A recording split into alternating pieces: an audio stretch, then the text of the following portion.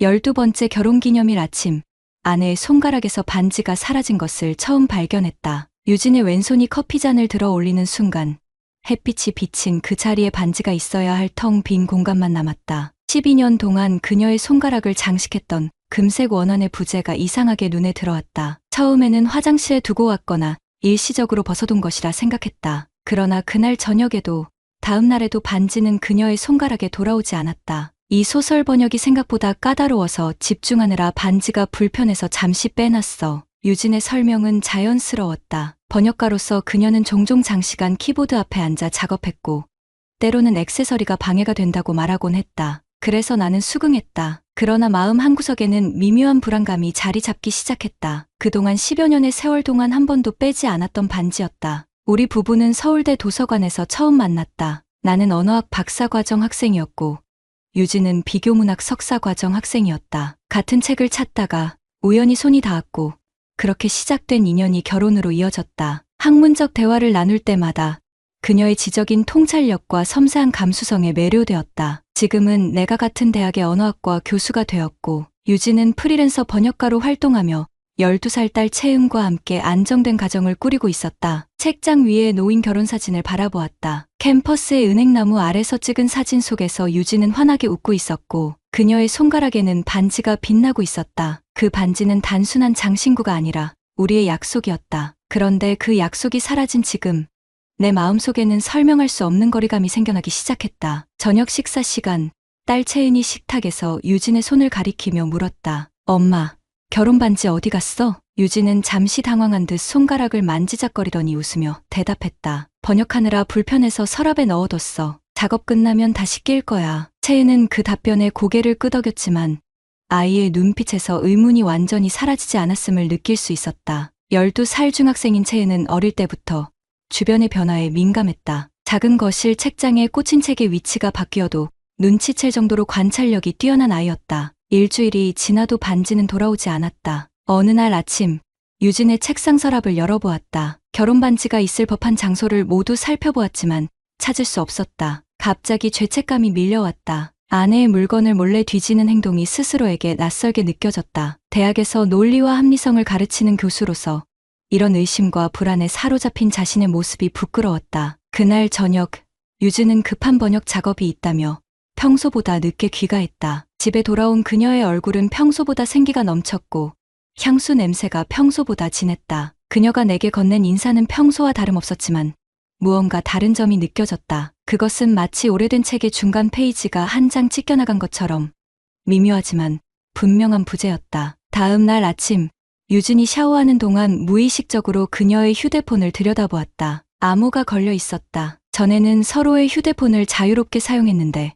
언제부터인가 그녀가 비밀번호를 설정한 것이다. 이런 작은 변화들이 모여 내 마음속에 불안의 씨앗을 심었다. 그 주 금요일, 유진은 번역가 모임이 있다며 외출했다. 이전에도 가끔 있던 일이었지만 이번에는 왠지 더 신경이 쓰였다. 그녀가 나간 후 채은이 내 서재로 들어왔다. 아빠, 엄마랑 싸웠어요? 채은의 질문에 가슴이 철렁 내려앉았다. 아이의 눈에도 우리 사이에 미묘한 변화가 감지된 것이다. 아니, 그런 거 아니야. 아빠가 요즘 학교 일이 많아서 조금 피곤한 것뿐이야. 아이를 안심시키려 했지만 채은의 표정은 여전히 불안해 보였다. 그녀는 곧 자기 방으로 돌아갔지만 딸의 걱정스러운 눈빛이 내 마음을 더욱 무겁게 만들었다. 그날 밤, 유진이 귀가했을 때 나는 거실 소파에서 그녀를 기다리고 있었다. 시계는 자정을 가리키고 있었다. 번역가 모임이 이렇게 늦게까지 있었어? 유진은 살짝 당황한 듯 했지만 곧 자연스러운 미소를 지었다. 응.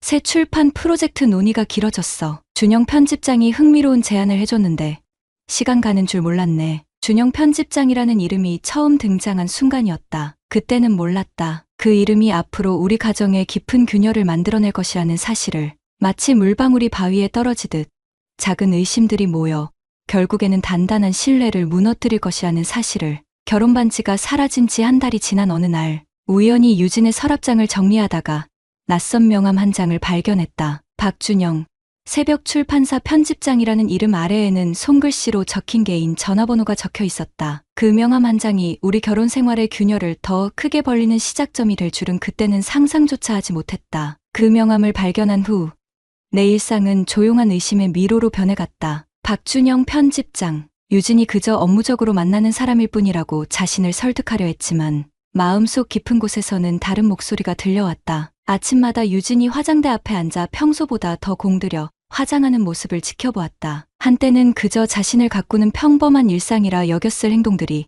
이제는 모두 의심의 대상으로 보였다. 새로 구입한 블라우스, 평소보다 진해진 향수, 달라진 헤어스타일까지 모든 변화가 누군가를 위한 것처럼 느껴졌다. 대학 연구실에서 학생들의 논문을 검토하는 동안에도 집중력이 흐트러졌다. 언어학의 복잡한 이론들 사이에서도 내 머릿속은 박준영이라는 이름과 사라진 결혼반지로 가득 찼다. 한때는 논리와 이성으로 세상을 바라보던 내가 이제는 사소한 증거들을 뒤지는 탐정이 되어 있었다. 저녁 식사 중 채은이 학교에서 있었던 일을 이야기할 때도 내 시선은 자꾸만 유진의 손가락으로 향했다. 여전히 그 자리에는 아무것도 없었다. 아빠, 듣고 있어요?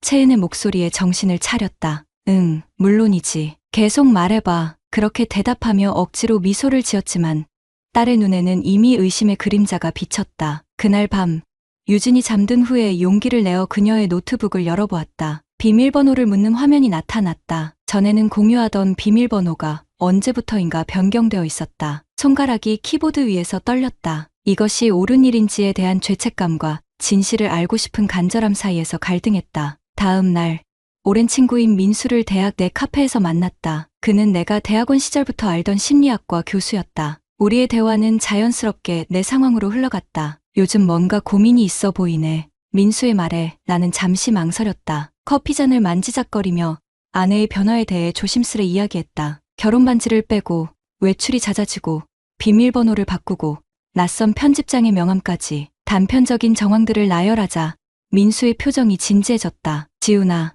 나도 몇 년 전 비슷한 상황을 겪었어. 그때 내가 깨달은 건 증거를 찾으려 할수록 관계가 더 멀어진다는 거였어. 민수의 말이 가슴에 와닿았지만 이미 의심의 씨앗은 깊이 자리 잡고 있었다. 내 아내 교수와 남편이 충돌했다. 학문적으로는 증거 없는 결론을 내려서는 안 된다고 배웠지만 남편으로서는 이미 충분한 증거를 본 것만 같았다. 집으로 돌아오는 길, 유진에게서 문자가 왔다. 오늘은 늦게 들어갈 것 같아. 출판사에서 급한 번역 검토가 생겼어. 그 문자를 읽는 순간 가슴이 무거워졌다. 전에는 그저 업무적인 연락으로 받아들였을 문자가 이제는 의심의 대상이 되었다. 집에 돌아왔을 때 채은은 이미 숙제를 마치고 있었다. 아이의 책상에는 영어 번역 숙제가 펼쳐져 있었다. 엄마가 도와주시겠다고 했는데 안 오셔서 혼자 했어요. 채은의 말에 미안함이 밀려왔다. 유진의 변화는 채은에게도 영향을 미치고 있었다. 채은을 재우고 거실 소파에 앉아 기다렸다. 벽시계의 초침 소리만이 고요한 집안을 채웠다. 밤 11시가 넘어서야 현관문 소리가 들렸다.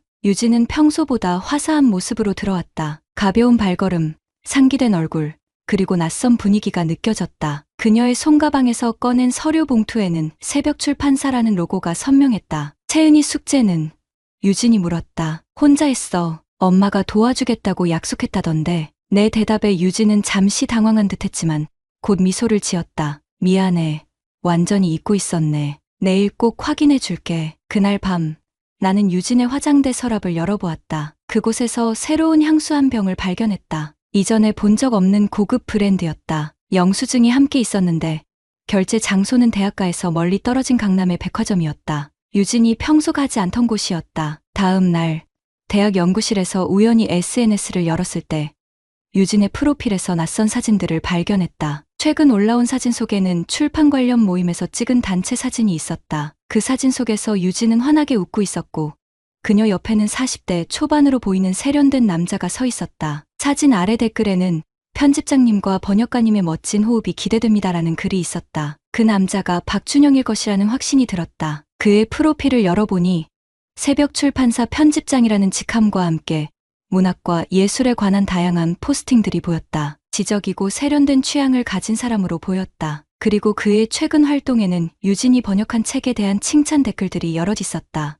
유진의 번역 작업을 찾아보니 최근 그녀가 맡은 소설은 프랑스 작가의 불륜을 다룬 작품이었다. 두 세계 사이의 여자라는 제목의 그 소설은 결혼한 여성과 새로운 사랑 사이에서 갈등하는 내용이었다. 이 우연의 일치가 가슴을 무겁게 눌렀다. 연구실 전화가 울렸다. 채은의 담임 선생님이었다. 강 교수님, 최근 채은이가 수업 중 집중력이 많이 떨어지고 친구들과도 잘 어울리지 않아 연락드렸습니다. 혹시 가정에 특별한 일이 있으신지요? 그 질문에 답하지 못했다. 채은은 분명 부모의 미묘한 변화를 감지하고 있었다. 내 의심과 불안이 아이에게까지 전해지고 있다는 사실에 죄책감이 밀려왔다. 그날 저녁 신용카드 명세서를 확인하다가 낯선 결제 내역을 발견했다. 유진의 카드로 결제된 고급 레스토랑, 2명의 저녁 식사, 그리고 그 날짜는 유진이 출판사 미팅이 있다고 했던 날이었다. 손이 떨렸다. 이제는 부정할 수 없는 증거들이 쌓여가고 있었다. 침대에 누워 천장을 바라보며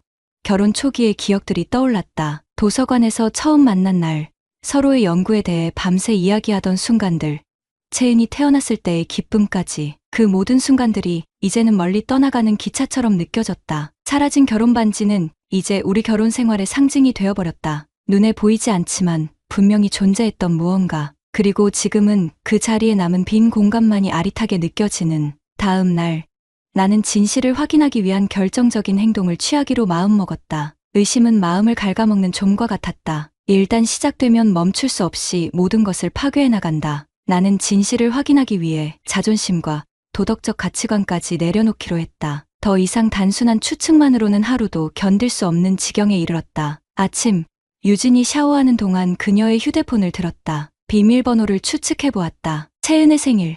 아니었다. 우리의 결혼기념일? 역시 아니었다. 마지막으로 유진의 생일을 입력하자 화면이 열렸다. 내 손가락이 떨렸다. 메시지함을 열었고 준영 편집장이라는 이름을 발견하는 데는 오래 걸리지 않았다. 최근 대화 내용을 훑어보았다. 대부분은 업무적인 내용이었다. 번역 마감일, 출판 일정, 작가와의 미팅에 관한 대화들. 하지만 그 사이사이에 지나치게 사적인 대화들이 보였다. 오늘 당신의 미소가 아름다웠어요. 그 블라우스가 정말 잘 어울렸습니다.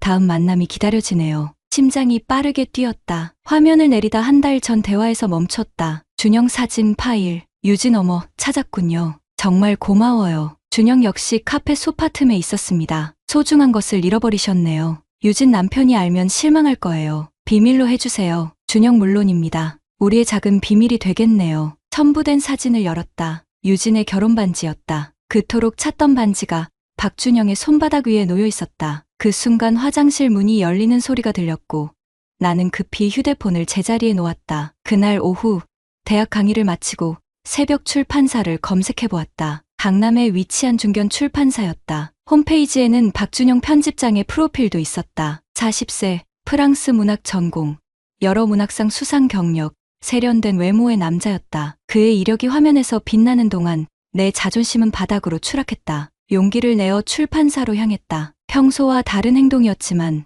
더 이상 진실을 외면할 수 없었다. 출판사 건물 앞에서 한참을 서성이다가 카페로 들어갔다. 그곳은 출판사 1층에 위치한 북카페였다. 책장 사이에 숨어 기다렸다. 오후 5시경 유진이 출판사 로비로 들어오는 모습이 보였다. 그녀는 평소와는 다른 옷차림이었다. 내가 한 번도 보지 못한 원피스를 입고 있었고 화사한 화장에 머리도 새로 손질한 듯했다. 이내 세련된 정장 차림의 남자가 그녀를 맞이했다.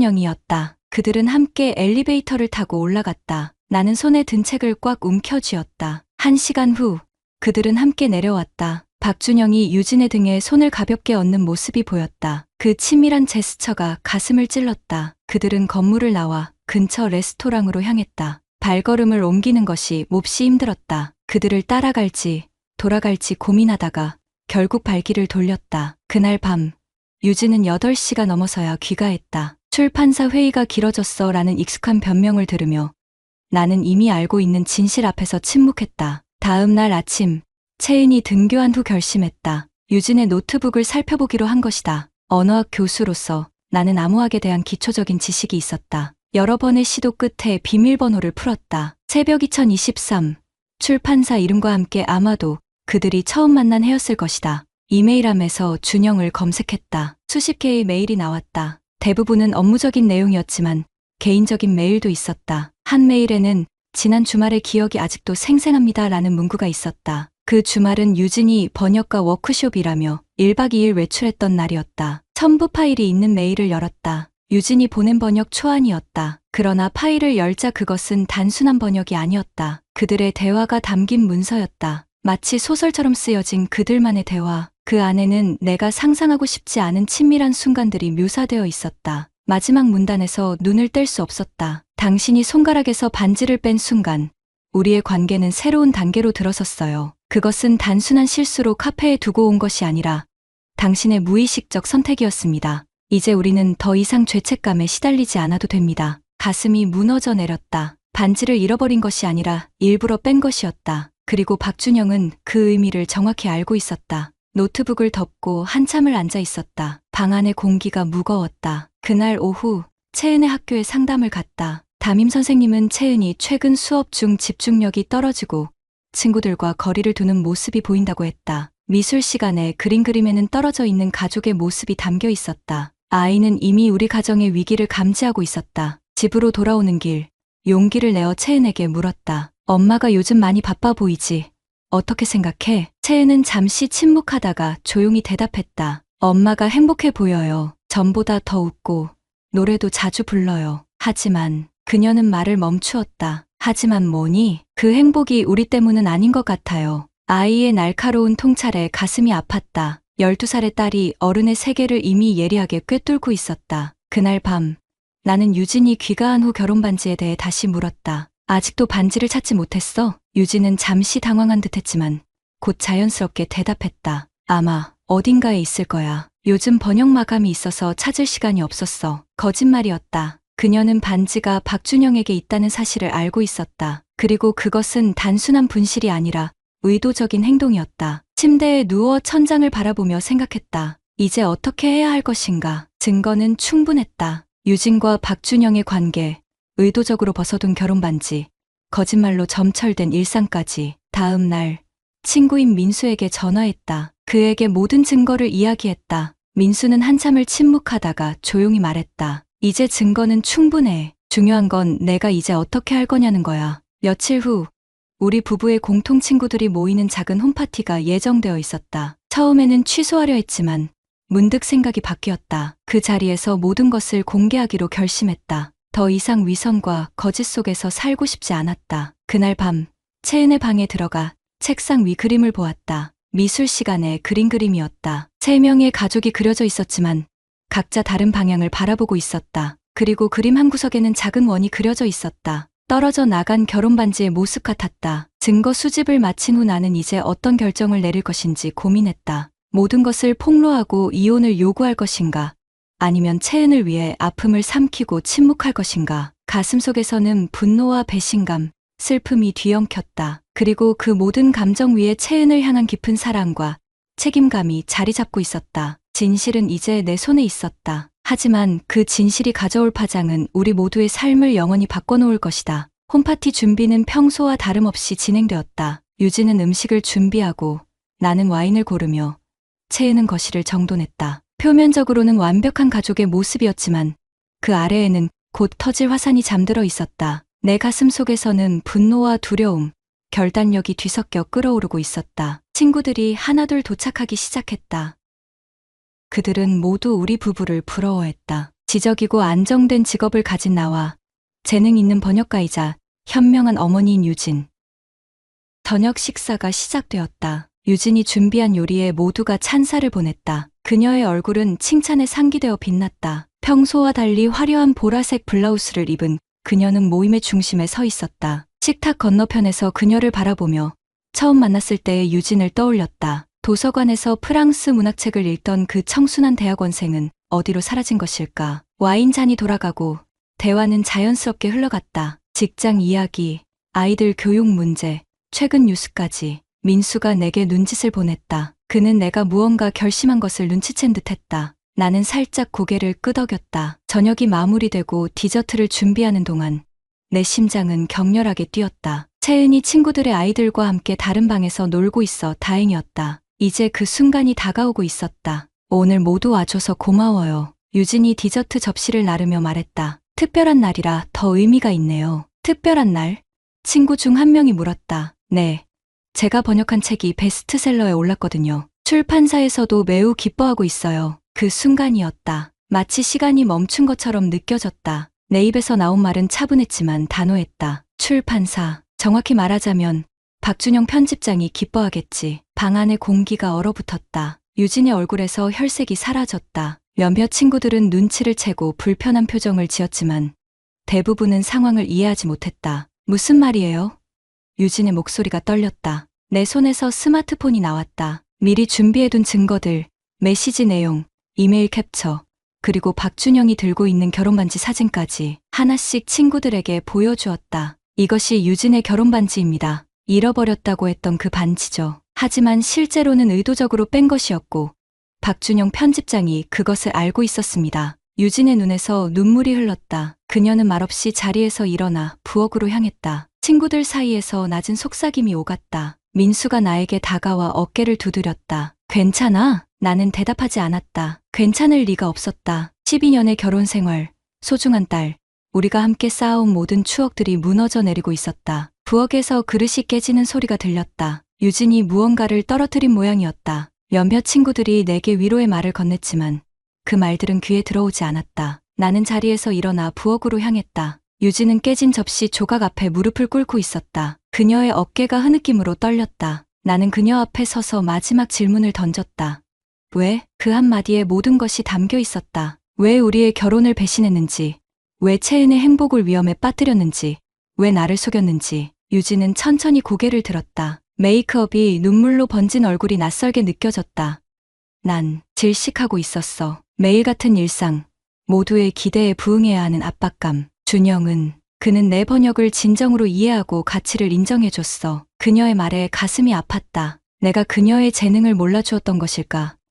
아니, 나는 항상 그녀의 번역을 자랑스러워했다. 그러나 어쩌면 그것을 제대로 표현하지 못했을지도 모른다. 당신이 바쁠 때마다, 채은이 혼자 있을 때마다, 내 번역이 단순한 취미로 여겨질 때마다 나는 조금씩 사라지는 기분이었어. 유진의 고백을 들으며 내 안에 복잡한 감정이 일었다. 분노, 배신감, 그러나 한편으로는 미약한 이해의 감정도. 하지만 그것이 불륜을 정당화할 수는 없었다. 홀에서 현관문이 열리는 소리가 들렸다. 누군가가 도착한 모양이었다. 부엌을 나와 보니 놀랍게도 박준영이 서 있었다. 그의 손에는 와인 한 병이 들려 있었다. 늦어서 죄송합니다. 유진 씨가 초대해서. 방 안의 긴장된 분위기를 감지한 그가 말을 멈췄다. 친구들의 시선이 그에게 꽂혔다. 유진이 황급히 부엌에서 나와 그의 팔을 잡았다. 지금은 가는 게 좋겠어요. 박준영은 상황을 직감한 듯했다. 그러나 그는 물러서지 않았다. 강 교수님, 오해가 있는 것 같습니다.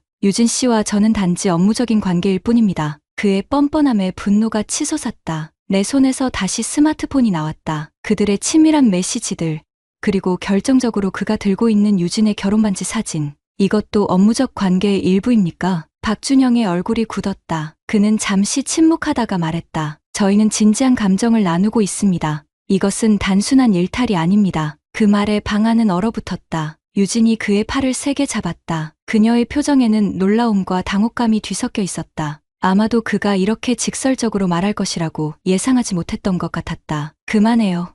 준영 씨. 유진이 떨리는 목소리로 말했다. 왜요? 더 이상 숨길 필요가 없잖아요. 우리의 관계는 특별합니다. 당신은 내게 진짜 자신을 보여줬고 나는 그런 당신을 사랑합니다. 그때였다. 채은이 방에서 나와 거실로 들어왔다. 아이의 눈에는 눈물이 고여 있었다. 그녀는 모든 대화를 듣고 있었던 것이다. 엄마, 채은의 목소리가 떨렸다. 유진은 창백한 얼굴로 딸을 바라보았다. 모든 가면이 벗겨진 순간이었다. 박준영은 상황의 심각성을 뒤늦게 깨달은 듯했다. 그는 불편한 표정으로 뒤로 물러섰다. 나중에 연락할게요. 그가 현관으로 향하며 말했다. 기다리세요. 내 목소리가 그를 멈춰 세웠다. 주머니에서 손을 뻗어 유진의 결혼반지를 꺼냈다. 그것은 내가 유진의 화장대에서 발견한 것이었다. 그녀는 반지를 잃어버린 것이 아니라 고의로 숨겨둔 것이었다. 이것 가져가시겠습니까?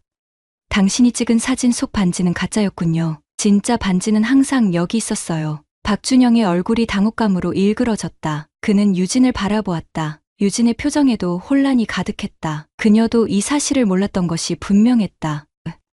그런 반지는 당신을 위해 일부러 반지를 뺐다고 생각했겠지만 실제로는 달랐던 거죠. 유진은 당신에게도 거짓말을 했습니다. 방 안에 무거운 침묵이 내려앉았다. 채은이 흐느끼며 자기 방으로 뛰어갔다. 유진이 그 뒤를 쫓아갔다. 친구들은 불편한 기색으로 하나둘 자리를 떠났다. 마지막으로 남은 민수가 내 어깨를 두드렸다. 오늘은 이만 가볼게. 내일 전화할게. 박준영은 마지막까지 망설이다가 결국 아무 말 없이 집을 나갔다. 문이 닫히는 소리와 함께 거실에는 나 혼자만 남았다. 테이블 위에는 절반쯤 먹다 만 디저트들, 와인잔들, 그리고 깨진 접시 조각들이 흩어져 있었다. 천천히 소파에 앉아 손에 든 결혼 반지를 바라보았다. 그것은 우리의 약속, 신뢰, 그리고 사랑의 상징이었다. 이제 그 모든 것이 산산조각 났다. 채은의 방에서 유진의 목소리가 들려왔다. 그녀는 딸에게 무언가를 설명하려 애쓰고 있었지만 아이의 흐느낌만이 계속되었다. 그 소리를 들으며 가슴이 찢어지는 듯했다.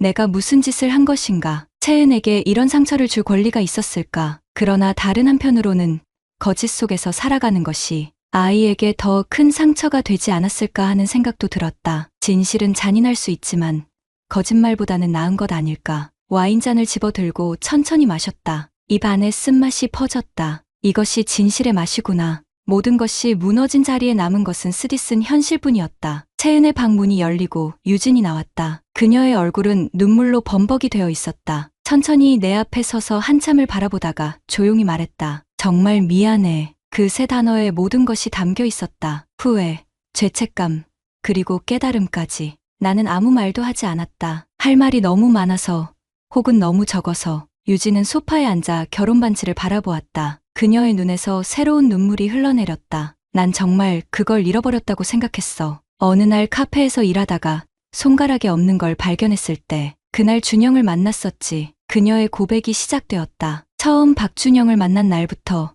서서히 깊어진 감정, 자신의 번역 작업을 인정받고 싶었던 욕망, 일상에서 느낀 권태로움까지 모든 것이 자연스럽게 흘러갔다고 했다. 마치 소설 속 이야기처럼. 그런데 어느 순간부터 거짓말을 하고 있었어. 준영에게도, 당신에게도, 그리고 나 자신에게도. 반지를 잃어버린 것이 우리 관계의 시작이라고 준영에게 말했지만 사실은 그녀의 고백을 듣는 동안 나는 분노와 연민 사이에서 갈등했다. 한때 사랑했던 사람의 혼란과 아픔이 느껴졌지만 그것이 배신을 정당화할 수는 없었다. 채은이 때문에라도 우리는 이제 어떻게 해야 할지 결정해야 해. 그녀의 말에 고개를 끄덕였다. 이제 우리 앞에는 어려운 선택만이 남아 있었다. 폭풍은 지나갔지만 그 흔적은 여전히 생생했다. 홈파티가 끝난 지 일주일이 지난 후 우리 가족은 각자의 방식으로 상처를 감싸 안고 있었다. 유진은 친정어머니 집에 머물고 있었고 채은과 나는 무거운 정적이 감도는 집에 남겨졌다.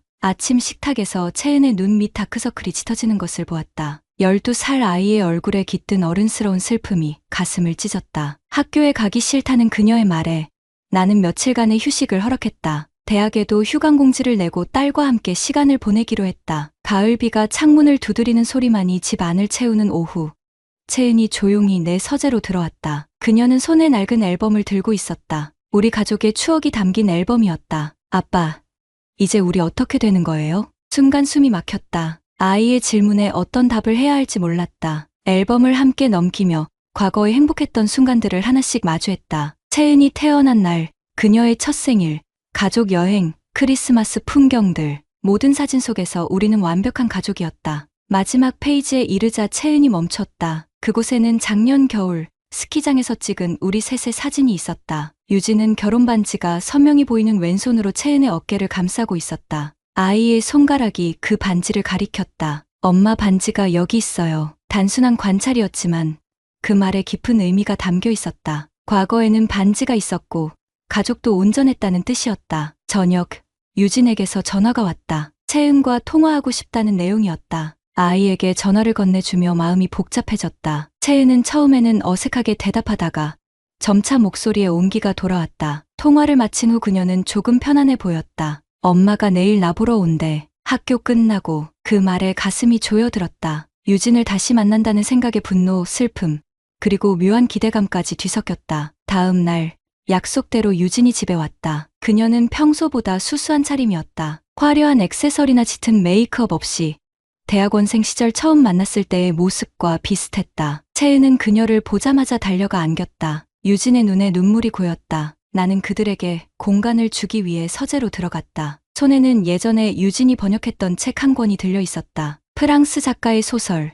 그녀가 처음으로 번역한 작품이었다. 내가 그녀에게 청혼했던 날, 출판 기념회에서였다. 시간이 흘러 거실에서 채은의 웃음소리가 들렸다. 오랜만에 듣는 밝은 웃음이었다. 문을 살짝 열어보니 유진과 채은이 함께 쿠키를 만들고 있었다. 예전에 자주 하던 모녀의 일상이 조금씩 돌아오는 듯했다. 저녁 무렵 채은이 친구네 집에 잠시 놀러 간 사이 유진과 마주 앉았다. 커피잔 위로 피어오르는 김처럼 우리 사이에는 무거운 침묵이 감돌았다. 지훈 씨, 정말 미안해요. 유진의 목소리는 흔들렸다. 그녀는 두 손을 꼭 쥐고 있었다. 왼손 약지에는 여전히 반지가 없었다. 왜 그랬어? 내 질문은 단순했지만 그 안에는 수많은 의미가 담겨 있었다. 유진은 깊게 숨을 들이마셨다. 그녀의 이야기가 천천히 펼쳐졌다. 번역가로서 자신의 정체성을 찾아가는 과정, 일상의 반복에서 느낀 갑갑함, 인정받고 싶었던 욕망까지. 박준영은 그녀에게 새로운 세계를 보여주었다고 했다. 하지만 결국 그것은 환상에 불과했다는 것도. 준영 씨는 결국 자기 욕심을 위해 나를 이용했어요. 내 번역 능력, 내 민감함. 그가 원한 건 그런 것들이었죠. 진짜 나라는 사람이 아니라. 홈파티 이후 유진은 박준영과 만나 모든 것을 정리했다고 했다. 그 과정에서 그가 얼마나 자기중심적이었는지, 어떻게 다른 번역가들에게도 비슷한 접근을 했었는지 알게 되었다고. 반지는 정말 잃어버렸다고 생각했어요. 그날 카페에서 만났을 때 손가락에 없는 걸 발견했죠. 준영이 그걸 의미 있게 해석했고 나도 그 해석에 빠져들었던 것 같아요. 그녀의 고백을 들으며 내 안에서는 복잡한 감정이 소용돌이쳤다. 분노, 배신감, 그러나 한편으로는 연민도 있었다. 내가 놓친 것은 없었을까? 그녀의 갈망과 고독을 알아차리지 못한 내 책임은 없었을까? 지훈 씨가 찾은 반지는 정말 몰랐어요. 우리 결혼 생활에 대한 내 무의식적인 선택이었을지도 모르겠네요. 유진의 고백 이후 우리는 함께 저녁을 준비했다. 어색하게나마 이전의 일상으로 돌아가는 듯했다. 채은이 돌아왔을 때 그녀의 눈빛에는 희망이 깃들어 있었다. 어쩌면 그녀는 우리가 다시 함께할 수 있을 거라고 기대하고 있는지도 몰랐다. 그날 밤 유진은 채은의 방에서 함께 자기로 했다. 아이가 잠든 후 그녀는 거실로 나와 마주했다. 창밖으로 보이는 달빛 아래 우리는 미래에 대해 이야기했다. 우리 어떻게 해야 할까요? 그것은 질문이자 고백이었다. 유진의 눈에는 진정한 후회와 불안이 서려 있었다. 나는 한동안 침묵했다. 머릿속에서는 수많은 생각이 교차했다. 용서할 수 있을까? 다시 신뢰할 수 있을까?